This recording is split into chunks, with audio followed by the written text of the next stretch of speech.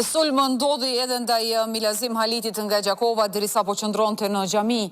Ai akuzon hoxhën e xhamisë se nuk I doli në mbrojtje atij në momentin kur u sulmua nga një grup njerëzish e madje kërkon edhe shkarkimin e imamit. Me rastin po merret edhe prokuroria. U takuan pra xhamisë së Lagjës Qyll në Gjakovë. E diskutimet e tyre kanë të bëjnë me imamin e këtij institucioni fetar.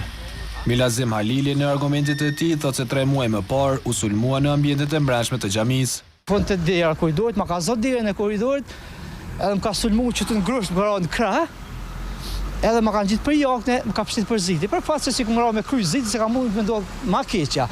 Halili, që është besimtar I rregullt I xhamisë më të madhe për nga numri besimtarëve në Gjakovë, hatri ka mbetur tek imami Abdurrahman Bejtullahu. Hoxha ka qenë atë prezent, edhe ku ai vish ka bosqes se ka pas në fillim, në fund ku sulmova vend si me thonë po vjen keq, si 9 vjet jam xhamati I tij, po tha s'kam çka të bëj, ti je fajtur. Unë nuk e di pse jam fajtur. Çka kum bë? Ky madje ka kërkuar edhe nga Bashkia Islame e Kosovës që ta largojë nga vendi I punës imamin Bejtullahu.